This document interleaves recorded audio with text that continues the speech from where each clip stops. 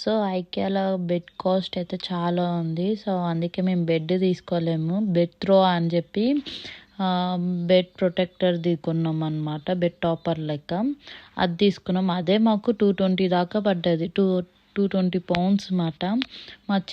మా పెద్దోనికి ఒకరికి బెడ్ తీసుకున్నాము. ఎందుకంటే వానికి సపరేట్ ఒక బెడ్ కావాలనేసరికి ఇంకా మేము బెడ్ షిఫ్ట్ చేద్దాం అని చెప్పి మేము బెడ్ తీసుకున్నాము.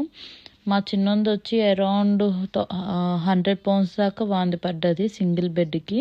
మాది బెడ్ ప్రొటెక్టర్కి ఏమో 220 దాకా పడ్డది. ఇంచుమించు 320 దాకా అయితే బిల్ అయింది.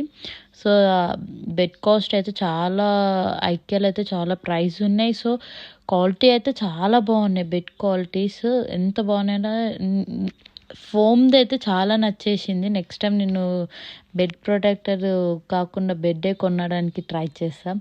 ఇక్కడ నాకు డబ్బాలు అయితే పిచ్చని వచ్చేసింది. మా అమ్మ ఈ వీడియో చూస్తే కంపల్సరీ ఆ డబ్బాలు ఎక్కడుంటే ఏంది నాకు తీసుకురాననే అంటుంది. మా అమ్మకి డబ్బాలు పిచ్చి ఎక్కువ. ఇల్లు కిచెన్ ఇలా ఉండాలి అలా ఉండాలని చెప్పి మా అమ్మకి అయితే చాలా పిచ్చి అది.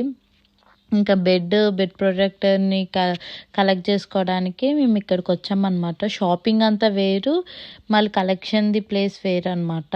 మేము అక్కడనే ఒక 2 3 మినిట్స్ డ్రైవ్ ఉంది. ఇంకా అలానే వచ్చామన్నమాట. బెడ్ ప్రొటెక్టర్ని తీసుకొని పోదామని. మేము బెడ్ చూడంగానే ఇంత పెద్దగా వచ్చిందా అని అనుకున్నాం. కానీ అది యాక్చువల్గా బెడ్ కాదు, బెడ్ ప్రొటెక్టర్నే అంత పెద్దగా వచ్చింది. I think so this is worth it అనమాట. మనం పెట్టిన అమౌంట్కి అది వర్త్ ఇట్.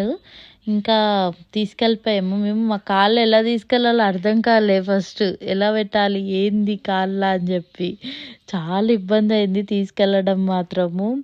ఇంకా మా చిన్నోంది సీటింగ్ మొత్తం తీసేసినాము. మా ఒళ్ళనే కూర్చోబెట్టుకొని మేము తీసుకెళ్ళినాం అన్నమాట. ఇంటికి వచ్చేటప్పుడు ఉట్టిగా రావద్దు కదా, అందుకే క్యూట్ బాక్సెస్ నాకు బాగా అనిపించినాయి మసాలాలు వేయడానికి. అందుకే తీసుకొచ్చుకున్నా. అది మొత్తం గ్లాస్ అనమాట. గ్లాస్వి బాగున్నాయి కదా మసాలాలు వేయడానికి. Thank you for watching. Please subscribe.